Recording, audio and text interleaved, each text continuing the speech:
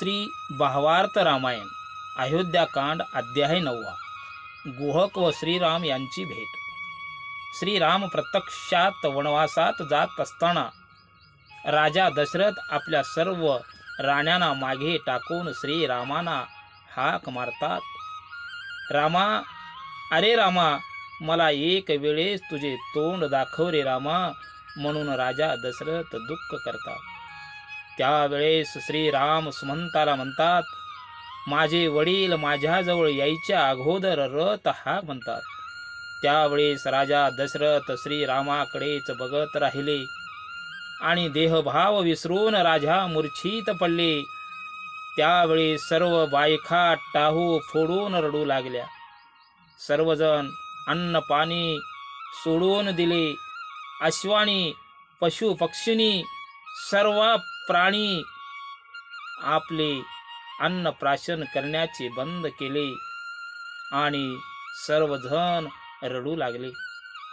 सूर्य अस्तमानाला गेला आणि सर्व स्त्रियांनी राजा दशरथाला उचलून महालात आणले. अशी दुःखमय अवस्था सर्व अयोध्याची झाली. त्यावेळी सर्वांना गुरु वशिष्ठाने शांत केले. इकडे श्रीरामाचा जाण्याचा मार्ग काढत ब्राह्मण मागे जाऊ लागले आणि श्रीरामाला म्हणू लागले, रामा, आम्ही तुमच्या बरोबर जंगलात राहणार आहोत, आम्हालाही तुमच्या बरोबर न्यावे असे ओरडू लागले. त्यावेळी श्रीरामाने मागे पाहिले तर सर्व अयोध्यवासी लोक दिसू लागले. मग त्यावेळेस श्रीराम म्हणतात, हे स्वामी, तुम्ही माझ्याकडे येऊ नका, वनवास फार अवघड आहे. म्हणून ब्राह्मणांच्या पाया पडू लागले. त्यावेळेस म्हणू लागले, रामा, परत अयोध्याला जावे असे आम्हाला वाटतच नाही, कारण आमच्यातून रामच निघून गेला तर आम्हाला किंमतच उरत नाही. त्यावेळेस ब्राह्मणाचा भाव पाहून श्रीराम ब्राह्मणाला म्हणतात की आपण सर्व थकलो आहोत, आज इथेच मुक्काम करू. म्हटल्यानंतर सर्वांनी होकार दिला आणि सर्व ब्राह्मण निद्रिस्त झाले. त्याच वेळी श्रीराम, लक्ष्मण व सीता तिथून निघून जातात. तेव्हा सर्व ब्राह्मण विचार करतात की श्रीराम परत अयोध्येला गेला काय, म्हणून ब्राह्मण अयोध्येला येतात. तेव्हा श्रीराम अयोध्येत नाहीत. त्यावेळी सर्व ब्राह्मणाला दुःख होऊन रडू लागले. इकडे श्रीराम, लक्ष्मण, सीता यांनी एका वृक्षाखाली वस्ती केली. त्यावेळेस तेथील गुहकाला कळाले व सावध होऊन त्याने श्रीरामाजवळ येऊन लोटांगण घातले. त्यावेळेस गुहकाने श्रीरामाचे मुख बघितल्यावर सर्व दुःख विसरून गेला. गुहकाला समाधान प्राप्त झाले. त्यावेळेस गुहकाने फळ, मुळे, पाणी आणले, पण श्रीरामाने पाणी प्याले आणि श्रीरामाने तेथे रात्रभर गुहकासोबत गुजगोष्टी केले आणि अरुणोदय झाला. त्यावेळेस गुहकांना श्रीराम म्हणतात, आता आम्ही पुढे मार्गक्रमण करणार आहोत, तुझे नाव आण म्हणतात. तेव्हा गुहकाने आपली नाव आणली. त्यात श्रीराम, लक्ष्मण, सीता बसतात. तेव्हा सुमंताला श्रीराम म्हणतात, हे सुमंता, आता आम्ही जातो, तुम्ही अयोध्याला परत जावा अशी आज्ञा देतात. आणि श्रीराम सुमंताला म्हणतात की सुमंता, तमसा नदीपासूनच तुम्हाला परत पाठविणार होतो, परंतु त्या ब्राह्मणांना चकवा देण्यासाठी इथपर्यंत आणलो, आता तुम्ही परत जावा. म्हटल्यानंतर सुमंताने श्रीरामाची गोष्ट ऐकताच मूर्छा येऊन खाली पडले.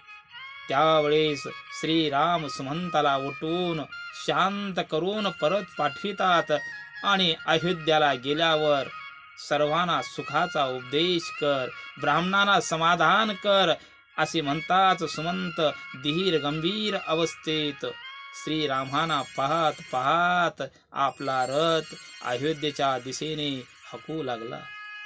त्यावेळेस गुहकाला सांगतात की हे गुहका, आमच्या जटा बांध.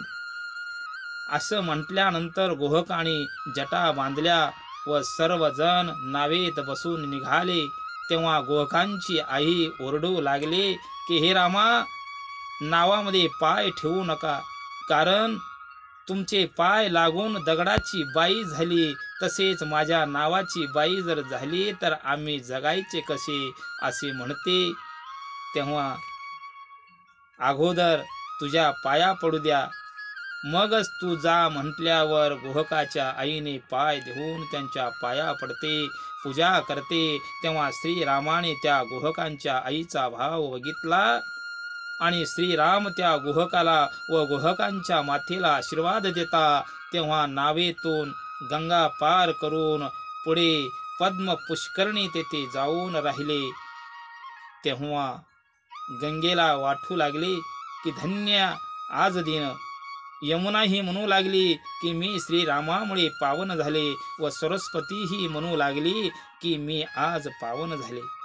अशा प्रकारे त्रिवेणींना वाटू लागले की आम्ही तिघी जणी पावन झालो. व अशा प्रयागाला पाहून करून स्नान संध्या करून श्रीराम सीता लक्ष्मण पुढे मार्गक्रमण करता असताना श्री भारद्वाज ऋषी त्यांना भेटले आणि श्रीराम येत आहेत तेव्हा भारद्वाज ऋषी आडवे गेले. तेव्हा तिघांनी लोटांगण घातले. तेव्हा ऋषींना आनंद झाला आणि दोघांचीही ज्या वेळेस भेट झाली तेव्हा जसे जीव शिवाची भेट व्हावे त्याप्रमाणे ऋषींना झाले. आणि ऋषींनी श्रीरामाला हृदयाला लावून घेतले. ऋषींच्या डोळ्यावाटे आनंदाश्रू येऊ लागले आणि ऋषींनी श्रीरामांची पूजा केली आणि फळे मुळे आणून श्रीरामांना दिली. त्यावेळेस श्रीरामांना आनंद झाला आणि भारद्वाज ऋषींनाही आनंदच समाविना. असा आनंद त्यावेळेस दोघांनाही झाला. त्यावेळेस ऋषी श्रीरामांना म्हणतात, हे श्रीरामा, तुम्ही वनवासात दूर जाऊ नका, कारण येथेही सर्व काही आहे. असं म्हटल्यावर श्रीराम ऋषींना म्हणतात की हे ऋषीवर्या, इथे राहण्यास काही हरकत नाही, पण इथे राहिलो तर अयोध्येतील लोक श्रीराम इथे जवळ आहे म्हणून मी इथे राहणार नाही. आमचे सासरे जनकही येतील आणि सीतेला घेऊन जातील आणि पुढील कार्याला विघ्न निर्माण होईल असे म्हणतात.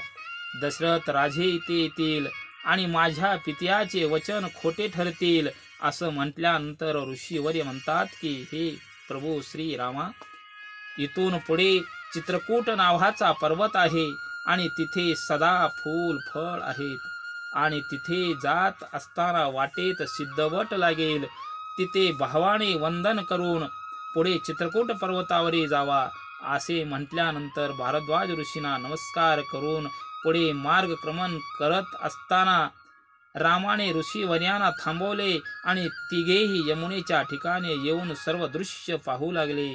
त्यावेळेस त्या सिद्धवठाला येऊन मनोभावे तिघांनी वंदन केले आणि श्रीरामाने नवस केला की आम्ही वनातून परत आलो की आम्ही 1,00,000 गायी वाटू असा संकल्प केला. व सीतेनेही म्हटले की मीही परत येऊन तुझी पूजा करेन असा संकल्प करून पुढे चित्रकूट पर्वतावरी आले.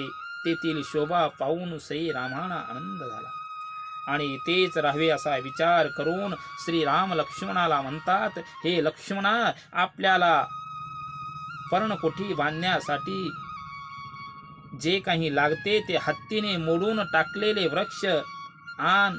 त्याप्रमाणे लक्ष्मणाने सर्व साहित्य आणले आणि पर्णकुटी तयार केली व लक्ष्मण आपल्या भावाचे व वहिनींचे रात्रंदिवस दिवस सेवा करू लागले. आणि इथेच नाथ महाराज एका जनार्दन माऊलीला शरण जाऊन अध्यायाची सांगता करतात. जय श्रीराम, जय श्रीराम.